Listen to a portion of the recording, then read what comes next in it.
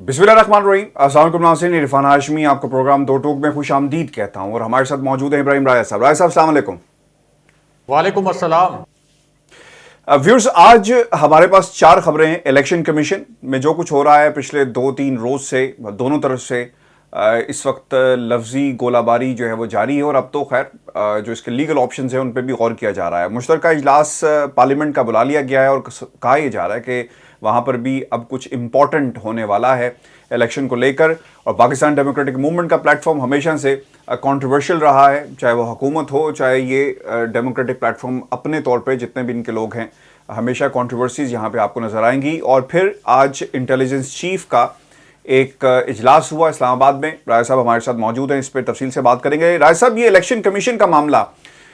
थमता हुआ नज़र नहीं आ रहा और ऐसा लग रहा है कि इस महाज के ऊपर हुकूमत भी बहुत एग्रेसिवली खेल रही है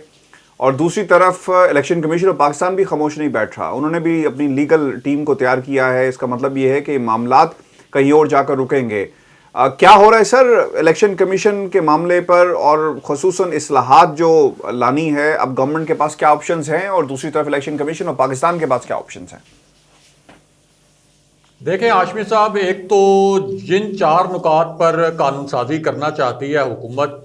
वो चार नुकात आपके सामने और हमारे जो व्यूअर्स हैं उनके सामने रखते हैं। और उसके बाद हम अपने व्यूअर्स से ये भी रिक्वेस्ट करेंगे कि वो ज़रा हमें कमेंट्स करके बताएं कि इन चार नुकात में आखिर क्या बुराई है कि इलेक्शन कमीशन और अपोजिशन इस कानून साजी को हर सूरत रोकना चाहते हैं। अब जो कानून साजी इंतखाबी इस्लाहात के हवाले से करना चाहती है हुकूमत, उसका एक नुक्ता ये है कि अगला जो सेनेट इलेक्शन हो वो असल में ओपन बैलेट के ज़रिए हो, खुफिया राय शुमारी के ज़रिए ना हो, ताकि ये जो सेनेट के इंतखाबात में अरबों रुपए की बोलियां लगती हैं और ये एक जो मवेशी मंडी लगती है जिसके अंदर ख़रीदो फ़रोख्त की जाती है, जो आज से नहीं लग रही, बहुत अरसे से लग रही है। और पहले तो मुस्लिम लीग नून का भी यही मौक़िफ़ रहा है माजी में कि सेनेट इलेक्शन ओपन बैलेट के ज़रिए होना चाहिए। लेकिन अब जब प्राइम मिनिस्टर इमरान खान ने और तहरीक इंसाफ ने एक इनिशिएटिव लिया है कि इसके ऊपर एक कानून साजी करें, तो नून लीग और इलेक्शन कमीशन मिलकर इस कानून साजी को रोकना चाहते हैं।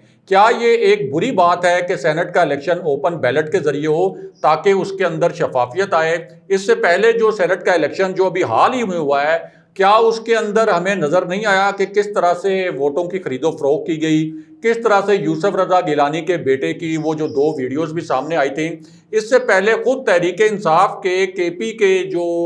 अरकान असेंबली थे, जो पिछले सेनेट के इलेक्शन में किस तरह से उनको बैग भर भर के आसिफ अली जरदारी ने दिए थे और उन्होंने आउट ऑफ वे जाकर सेनेटर भी अपने मुंतखब करवा लिए थे। तो इसका रास्ता रोकना चाहती है हुकूमत। तो इलेक्शन कमीशन को इसके ऊपर क्या एतराज़ हो सकता है कि एक साफ सुथरा इलेक्शन हो, लेकिन बड़ी ही पुरस्कार वजूहात हैं कि मुस्लिम लीग नून और इलेक्शन कमीशन मिलकर इस कानून साजी का रास्ता रोकना चाहते हैं। अच्छा, दूसरा नुक्ता ये है इस कानून साजी का हाशमी साहब, कि जब भी कोई रुकन मुंतखब हो कौमी असम्बली का या सूबाई असम्बली का या सेनेट का रुकन मुंतखब हो, तो वो 60 दिन के अंदर अपने ओहदे का, अपनी नशिस्त का हलफ उठाए। अब ये कहते हैं कि हम ये कानून साजी भी नहीं होने देंगे। अब आप बताएं कि अगर कोई रुकने कौमी असम्बली, रुकने सूबाई असम्बली मुंतखब होता है और साला साल अगर वो अपनी नशिस्त का हलफ नहीं उठाता, तो ये उसके हलके के लोगों से जिन्होंने उसको वोट दिए थे इस वजह से कि आप जाकर पार्लियामेंट में हमारी नुमाइंदगी करेंगे, हमारे हलके के जो मसाइल हैं वो हल करवाएंगे, तो क्या ये उनके साथ ज्यादती नहीं है? लेकिन ये जो बड़ा जेन्युइन इशू है, इसके ऊपर भी मुस्लिम लीग नून और इलेक्शन कमीशन मिलकर इस कानून साजी को रोकना चाहते हैं। अब तीसरा इशू ये है कि हुकूमत चाहती है कि ओवरसीज़ पाकिस्तानीज़ को वोट का हक दिया जाए और ये भी इंतखाबी इस्लाहात का एक हिस्सा है। लेकिन ये तीसरा नुक्ता भी इलेक्शन कमीशन और अपोजिशन मिलकर इसके ऊपर कानून साजी इसलिए नहीं होने देना चाहते क्योंकि उन्हें मालूम है कि तहरीक इंसाफ के जो हमायती हैं, जो उनके सपोर्टर्स हैं, तो बैरून मुल्क जो पाकिस्तानी हैं उनमें बहुत बड़ी भारी तादाद में ऐसे लोग हैं जो तहरीक इंसाफ को सपोर्ट करते हैं। तो सिर्फ इस बुनियाद पर बैरून मुल्क पाकिस्तानियों को वोट के हक से महरूम रखने के लिए इलेक्शन कमीशन और मुस्लिम लीग नून और दीगर जो जमातें हैं वो एक साजिश कर रही हैं अपने ही पाकिस्तानियों के खिलाफ, उन पाकिस्तानियों के खिलाफ जिनके भेजे हुए ज़र मुबादला से पाकिस्तान की मईशत चलती है। چوتھا نقطہ یہ ہے کہ الیکٹرانک ووٹنگ مشینوں کے ذریعے اگلا الیکشن کروایا جائے تاکہ ایک معاملے میں یہ جو انتخابی معاملہ ہوتا ہے اس کے اندر ایک شفافیت پیدا ہو. تمام جو اعتراضات تھے، جو تحفظات تھے الیکشن کمیشن کے، ان کو بار بار کہا گیا کہ آپ آئیں، اپنی ٹیکنیکل ٹیمز لے کر آئیں اور ہمارے ساتھ بیٹھ کر مشاورت کریں. لیکن یہ جو آپ خبریں لیک کرتے ہیں میڈیا کے اندر اپوزیشن کے موقف کی حمایت کرتے ہوئے، تو یہ ہمارے لیے ایکسیپٹیبل نہیں ہے. اب یہ وہ پورا پس منظر تھا جس کے اندر اب پارلیمنٹ کا مشترکہ اجلاس بلایا گیا ہے، کیونکہ ظاہر ہے کہ حکومت کے لیے یہ پاسبل نہیں ہو رہا تھا کہ قومی اسمبلی سے وہ یہ انتخابی اصلاحات کا بل تو انہوں نے پاس کروایا، تو اس کے بعد سینٹ میں پاس کروانے کے لیے یہ بھی ضروری تھا کہ قائمہ کمیٹی سے اس کے اوپر باقاعدہ ایک مشاورت کے بعد وہاں سے پاس ہو کے یہ سینٹ میں آئے. تو اب حکومت نے فیصلہ کیا ہے کہ پارلیمنٹ کا مشترکہ اجلاس بلا کر پھر یہ قانون سازی کی جائے گی. لیکن ابھی بھی دھمکیاں دی جا رہی ہیں مسلم لیگ نون کی جانب سے بھی، الیکشن کمیشن کی جانب سے بھی. ایک نیا خط بھی لکھ دیا گیا ہے الیکشن کمیشن کی جانب سے، اور بڑے عجیب و غریب قسم کے اعتراضات کیے گئے ہیں جو کہ حکومت کی مالی کیپیسٹی کے اوپر وہ سوالات اٹھا رہے ہیں کہ کس طرح سے اتنی مشینوں کا ارینجمنٹ ہوگا، کس طریقے سے اتنے ارب روپے آئیں گے. تو حکومت کہتی ہے جو 150 ارب روپے ضرورت ہوں گے وہ ہم آپ کو دیں گے، 9 لاکھ مشینوں کا انتظام کرنا ہمارا کام ہے. لیکن الیکشن کمیشن باقاعدہ ایسا لگتا ہے کہ کوئی مورچہ بنا کر بڑی منصوبہ بندی کے تحت اس وقت حکومت کے خلاف اس نے ایک محاذ کھولا ہے، اور اب پیر کے روز اس نے ایک اجلاس بھی بلا لیا ہے. اور اس طرح کی خبریں لیک کی جا رہی ہیں کہ بڑے قانونی آپشنز جو ہیں اس کے اندر ایکسپلور کیے جائیں گے کہ ان حکومتی رہنماؤں نے جنہوں نے استعفیٰ مانگا ہے ان سے، اور جنہوں نے یہ کہا ہے کہ آپ خود یا استعفے دے دیں، یا پھر جو ایک حکومتی اجلاس میں ڈسکس ہوا کہ کیا قانونی آپشنز ہو سکتے ہیں ان کو ہٹانے کے لیے سپریم جوڈیشل کونسل میں ریفرنس لے جانے سمیت، تو اس کو لے کر اب ایک اس طرح کی تھریٹننگ جو خبریں ہیں وہ لیک کروائی جا رہی ہیں کہ پیر کے روز پتہ نہیں کیا ہونے والا ہے، اور الیکشن کمیشن نے بہت ایک ہنگامی اجلاس طلب کر لیا ہے. تو صاف نظر آ رہا ہے کہ الیکشن کمیشن ایسی قانون سازی جو کہ ہر پاکستانی چاہتا ہے شفاف الیکشن کے لیے اور عوامی مفاد کے لیے ہونے والی قانون سازی کا راستہ روکنا چاہتا ہے، اس کی کوئی منطق نظر نہیں آتی. اور اسی وجہ سے پرائم منسٹر کے ڈائریکٹیوز پر ہی پھر فواد چودھری اور اعظم سواتی اور شبلی فراز نے جو پریس کانفرنس کی تھی وہ پھر پرائم منسٹر کے ڈائریکٹیوز پر ان کی ہدایت پر کی، اور انہی کی ہدایت پر ان سے پھر استعفیٰ مانگا گیا تھا چیف الیکشن کمشنر سے اور الیکشن کمیشن کے دیگر ارکان سے. راز صاحب یہ تو خیر جو بھی کہہ رہے ہیں خبریں لیک کروائی جا رہی ہیں، لگوائی جا رہی ہیں، what ever the reason is, دیکھنا پڑے گا کہ قانونی آپشنز کیا ہیں. لیکن سب سے امپورٹنٹ چیز یہ ہے کہ ایک مشترکہ اجلاس پارلیمنٹ کا بھی بلایا گیا ہے. اب حکومت کیا سوچ رہی ہے اور کیا ہونے والا ہے سر اس اجلاس میں؟ ہمارے سمیت میرا خیال الیکشن کمیشن بھی منتظر ہے کہ کیا ہوگا اس اجلاس میں. دیکھیں اپوزیشن نے تو یہ پلان کیا ہے کہ اس اجلاس کے اندر وہ شور شرابہ کریں گے، ہنگامہ آرائی کریں گے. بلاول بھٹو اور شہباز شریف نے بھی فیصلہ کیا ہے کہ ویسے تو وہ ایک جگہ پر بیٹھنے کے لیے مسلم لیگ نون اور پیپلز پارٹی تیار نہیں ہے، لیکن چونکہ یہ ان کی کلیکٹیو سروائیول کا مسئلہ ہے، ان کی بقا کا مسئلہ ہے، اور وہی بات ہے پرائم منسٹر عمران خان کی کہ یہ سب اکٹھے ہو جائیں گے جب ان کے مفادات آئیں گے، جب ان کو لگے گا کہ ان کا اقتدار خطرے میں پڑ گیا ہے، جب ان کو لگے گا کہ ان کی جو اربوں خربوں روپے کی کرپشن ہے وہ خطرے میں پڑ گئی ہے، تو اس کے بعد یہ پھر اکٹھے ہوں گے. اب یہ کہہ رہے ہیں کہ ہم یہ قانون سازی نہیں ہونے دیں گے، ہم ہنگامہ آرائی کریں گے، ہم وہاں پر احتجاج کریں گے. آج خواجہ سعد رفیق نے ایک پریس کانفرنس بھی کی ہے کہ اگر اس قسم کی کوئی قانون سازی کی گئی تو ہم اس کا راستہ روکیں گے. اب اس بات پر کوئی بھی، یعنی اس معاملے پر کوئی بھی بات نہیں کرتا اپوزیشن کا کوئی بھی لیڈر کہ آخر ان 4 پوائنٹس میں خرابی کیا ہے. یعنی یہ نہیں بتاتے کہ ہم ان 4 پوائنٹس کی جو مخالفت کر رہے ہیں وہ کس وجہ سے کر رہے ہیں، لیکن بس ان کو یہ لگتا ہے کہ 2023 کا الیکشن بھی چونکہ نظر آ رہا ہے کہ عمران خان اور ان کی جو جماعت ہے وہ جیتنے کی پوزیشن میں ہے، اس لیے ان کو ایک جواز چاہیے کہ ہم ایک دھاندلی کا واویلا کریں. اس لیے وہ چاہتے یہ ہیں کہ کسی بھی طور پر الیکٹرانک ووٹنگ مشینوں والا بھی مسئلہ حل نہ ہو، اوورسیز پاکستانیز کو ووٹ کا حق بھی نہ ملے، اور اسحاق ڈار کی سیٹ بھی بچانا چاہتے ہیں جس کے اوپر اب صدارتی آرڈیننس بھی جاری ہو گیا ہے، اور وہ سیٹ تو کسی صورت ویسے بھی نہیں بچ سکتی. تو یہ پورا ایک ان کا پرپز ہے کہ کسی طریقے سے اس قانون سازی کے عمل کو روکا جائے مل کر. راز صاحب آپ کو کیا لگتا ہے کہ یہ دھاندلی کی منصوبہ بندی حکومت کی طرف سے کی جا رہی ہے جس طرح اپوزیشن کہہ رہی ہے، اور کیا دھاندلی ہو سکتی ہے سر اس طرح بڑی آرگنائز قسم کی دھاندلی؟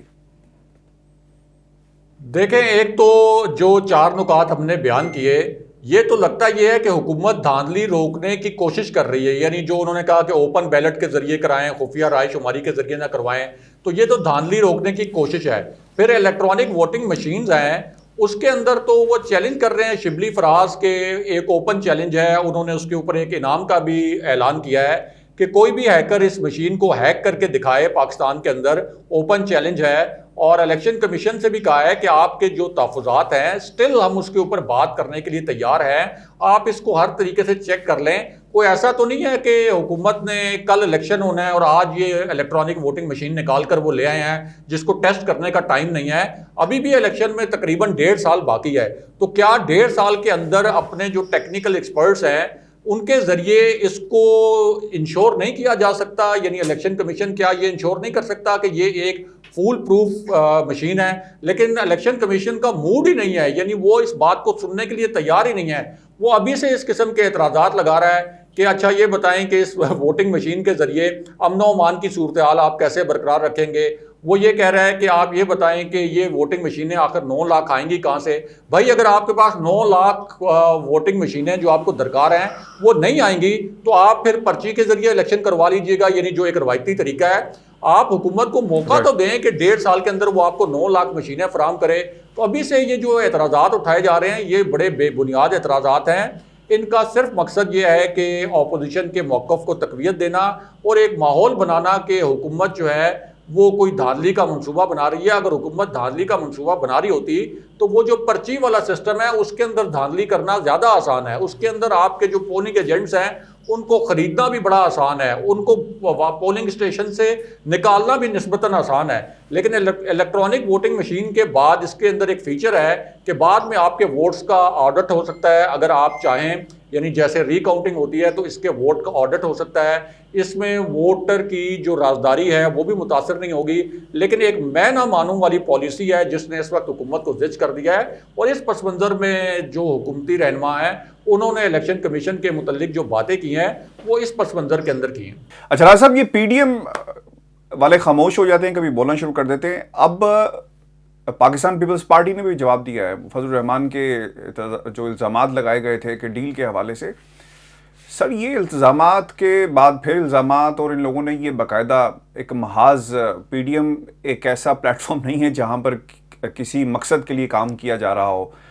پاکستان میں جمہوریت کی بقا کے لیے کام کیا جا رہا ہو۔ یہ تو خیر اپنے مقاصد کے حصول کے لیے مختلف جماعتیں کام کر رہی ہیں، لیکن پی ڈی ایم کا پلیٹ فارم اب ایک اس کے اوپر باقاعدہ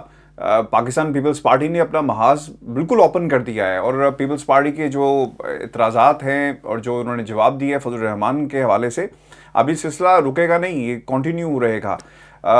اب کیسے آپ دیکھ رہے ہیں کہ یہ فضل الرحمان صاحب بھی جواب کا آگے جواب دیں گے اور یہ سلسلہ اسی طرح چلتا رہے گا؟ دیکھیں ہاشمی صاحب، یہ ایک غیر فطری اتحاد تھا۔ مسلم لیگ نون کا ایک اپنا الگ سے نظریہ تھا، جے یو آئی کا اپنا ایک سیاسی نظریہ تھا، اور پیپلز پارٹی کا ایک انٹائرلی الگ نظریہ تھا۔ تو یہ جو ایک غیر فطری اتحاد تھا اس کے اندر تو صاف پتہ تھا کہ یہ غیر فطری اتحاد زیادہ دیر چل نہیں سکتا۔ اب مولانا فضل الرحمان نے بلاول بھٹو پر یہ الزام عائد کیا کہ جب ہم نے پی ڈی ایم کی تحریک چلائی تو بلاول بھٹو نے جب پی ڈی ایم کی تحریک عروج پر پہنچی مولانا فضل الرحمان کے بقول، حالانکہ کوئی عروج نہیں تھا پی ڈی ایم کی تحریک کے اوپر، تو انہوں نے کہا کہ اس وقت انہوں نے اپنی قیادت کے لیے یعنی آصف علی زرداری کے لیے ریلیف لے لیا اور پی ڈی ایم سے الگ ہو گئے۔ اب یہاں تک تو بات ٹھیک ہے کہ آصف علی زرداری کو اور پیپلز پارٹی کی قیادت کو، جن کے اوپر بہت ہی سنگین کرپشن کے الزامات ہیں اور جن کے بارے میں یہ کہا جا رہا تھا کہ یہ بہت جلد جیل جانے والے ہیں، ان کو ریلیف ملا ہے، یہ بات یہاں تک تو بات ٹھیک ہے۔ لیکن دوسری جانب اس میں ایک اہم ایشو یہ بھی ہے کہ مسلم لیگ نون نے بھی پوری کوشش کی تھی کہ وہ بھی کوئی ڈیل کر لے، وہ بھی کوئی ریلیف حاصل کر لے، لیکن مسلم لیگ نون نے چونکہ وقت کے اوپر یہ اس وقت پورا کام نہیں کیا تھا، یا پہلے آپ کہہ سکتے ہیں کہ پہلا پتا جو ہے وہ بلاول بھٹو نے کھیل لیا، تو ان کو اس بات کا افسوس ہے کہ جو ریلیف بلاول بھٹو نے حاصل کر لیا وہ ہم کیوں نہیں حاصل کر سکے۔ اب جو مولانا فضل الرحمان نے الزامات لگائے کہ بلاول بھٹو اسٹیبلشمنٹ کی بی ٹیم بن گئے، حکومت کے سہولت کار بن گئے، تو اس پر بلاول بھٹو نے یہ پوچھا ہے کہ اچھا چلیں جی ہم تو بی ٹیم بن گئے،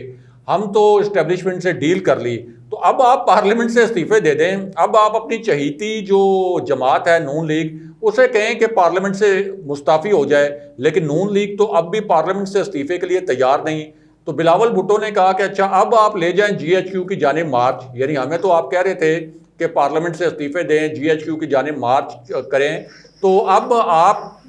کی کیا مجبوری ہے؟ اب آپ کو کون روک رہا ہے؟ تو بات تو بلاول بھٹو کی ٹھیک ہے کہ اس وقت تو آپ نے یہ بہانہ لگایا تھا کہ چونکہ پیپلز پارٹی پارلیمنٹ سے استعفے نہیں دے رہی اس لیے ہم لانگ مارچ کو کینسل کر رہے ہیں. حالانکہ حقیقت یہ ہے کہ لانگ مارچ کا کوئی ماحول نہیں تھا، کوئی تیاری نہیں تھی، اور مسلم لیگ نون اور جے یو آئی کو پتہ چل گیا تھا کہ اگر وہ لانگ مارچ اس وقت کریں گے بھی، یعنی جو تاریخ انہوں نے اناؤنس کی تھی، تو یہ 3-4 ہزار لوگ بھی نہیں لا سکتے اسلام آباد میں. تو چاروں ناچار انہوں نے وہ لانگ مارچ کینسل کیا اور اس کی ساری ذمہ داری انہوں نے ڈال دی بلاول بھٹو پر اور پیپلز پارٹی کے اوپر. اور تمام جماعتوں کی اصل میں کوشش یہ تھی کہ اس تحریک کی آڑ میں، یہ تحریک شروع اس لیے کی گئی تھی کہ یہ اپنے جو کرپشن کے کیسز ہیں، جو نااہلیاں ہیں، ان میں کسی طریقے سے ریلیف حاصل کریں. مولانا فضل الرحمان کا انہوں نے کندھا استعمال کیا اور زبردست طریقے سے استعمال کیا. تو اس لیے اب یہ الزامات کی جو بارش ہو رہی ہے مولانا فضل الرحمان اور بلاول بھٹو کے درمیان، اس کی بنیاد یہ ہے. اور جو مولانا فضل الرحمان ہے وہ اندر خانے، یعنی جب پی ڈی ایم کا اجلاس ہوتا ہے جس کا پیپلز پارٹی اب حصہ نہیں ہے، تو مسلم لیگ نون سے بھی گلے شکوے کرتے ہیں، شہباز شریف سے بھی گلے شکوے کرتے ہیں کہ مجھے صرف پیپلز پارٹی نے ٹیشو کی طرح استعمال نہیں کیا، آپ لوگوں نے بھی استعمال کیا ہے. کیونکہ پیپلز پارٹی کے الگ ہونے کے بعد بھی میں آپ کو بار بار کہہ چکا ہوں کہ اسلام آباد کی جانب کوئی جلسہ جلوس کریں، کوئی مارچ کریں تاکہ میری کوئی فیس سیونگ ہو. لیکن شہباز شریف اور مریم نواز اور میاں نواز شریف اس وقت تینوں ہی اس کے لیے تیار نہیں ہیں، اور ان کو پتہ ہے کہ لانگ مارچ کی کامیابی کا کوئی امکان نہیں ہے اور پی ڈی ایم کو مزید سستی کا سامنا کرنا پڑے گا. اور وہ چاہتے یہ ہیں کہ اب کسی طریقے سے شہباز شریف کو خوشامد کر کے اور کوئی اسٹیبلشمنٹ کی منت ارلا کر کے کوئی ڈیل لے لیں ان سے. رائے صاحب، آج انٹیلیجنس چیف کا ایک اجلاس ہوا اور امپورٹنٹ بھی ہے، اس کے حوالے سے کیا تفصیلات ہیں آپ ہمیں بتائیں. اور خصوصاً ہم نے پہلے بھی دیکھا کہ سی آئی چیف بھی پاکستان آئے اور پھر اس کے علاوہ بھی قطر کے اور پھر ٹرکی کے بھی، تو اوبیسلی ایک سچویشن ہے افغانستان کے تناظر میں. لیکن آج یہ جو اجلاس ہوا اس کی کیا اہمیت ہے خصوصاً، اور اس کی بنیادی وجہ کیا تھی؟ دیکھیں، ایک تو پاکستان اس وقت اس خطے کا سب سے اہم پلیئر بن چکا ہے. جو D G I S I general Faiz Hameed کے کابل کے دورے پر مریم نواز نے ایک کوشش کی تھی ایک سٹیٹمنٹ دے کر کہ جنرل فیض حمید کو بھی متنازع بنائیں اور ساتھ ہی پاکستان کے جو ریاستی مفادات ہیں ان کو بھی نقصان پہنچائیں. حالانکہ اس سے پہلے دنیا بھر کی جو طاقتیں ہیں، ان کے جو انٹیلیجنس چیفز ہیں، وہ کابل کا دورہ کر چکے تھے اور کسی نے بھی تنقید نہیں کی. تو ایک طرف تو وہ مریم نواز کی تنقید تھی، لیکن آج پاکستان کے اندر ایک بڑی غیر معمولی، ہاشمی صاحب، پیش رفت ہوئی ہے، بہت غیر معمولی ڈیولپمنٹ ہوئی ہے. اور اس قسم کا اجلاس پاکستان کی تاریخ میں آپ یہ کہہ سکتے ہیں کہ بہت ہی ریئر ہے. اور چین کے، روس کے، قازقستان، تاجکستان اور ترکمانستان، ازبکستان، ان ملکوں کے جو انٹیلیجنس چیفز ہیں وہ اسلام آباد میں اکٹھے ہوئے. D G I S I general Faiz Hameed نے ایک اجلاس چیئر کیا ہے، اس کی میزبانی بھی کی ہے، اور ان ملکوں کے انٹیلیجنس چیفز نے افغانستان کی جو نئی صورتحال ہے اس کے اوپر بات بھی کی ہے. افغانستان کے اندر جو پاکستان کا کردار تھا وہاں سے انخلا کے لیے بھی، اور اس سے پہلے افغانستان میں جو پیس پروسیس تھا اس کو منطقی انجام تک پہنچانے کے لیے اس کو بھی سراہا ہے. اور پھر یہ جو چین کے انٹیلیجنس چیف، پھر روس کے انٹیلیجنس چیف اور باقی ممالک کے انٹیلیجنس چیفز آئے ہیں، ایک ملک کی جانب سے بھی کوئی پاکستان کی جو ایجنسی ہے آئی ایس آئی، اس کے اوپر کوئی فنگر پوائنٹنگ نہیں کی گئی، بلکہ اس کے کردار کو سراہا گیا ہے. اور آئی ایس آئی کی اس سے بڑی ایکنالجمنٹ کیا ہو سکتی ہے کہ اسلام آباد کے اندر ایک اجلاس ہوتا ہے، ایسے اہم ممالک کے، یعنی روس جیسے، چین جیسے ممالک کے انٹیلیجنس چیفز یہاں پہ آتے ہیں اور ان کی میزبانی میں ایک اجلاس میں شرکت کرتے ہیں. بہت اہم ڈیولپمنٹ ہے، اور اس سے بھی اندازہ لگایا جا سکتا ہے کہ دنیا اس وقت پاکستان کے رول کو افغانستان کے کانٹیکسٹ میں کتنی زیادہ اہمیت دے رہی ہے اور کس نظر سے دیکھ رہی ہے. بہت شکریہ ویورز، یہ آج کا ہمارا دو ٹوک تھا. اپنے کمنٹس بھیجیے گا، چینل کو ضرور سبسکرائب کریں. مجھے اور ابراہیم رائے صاحب کو اجازت دیجیے. اللہ نے کے بعد.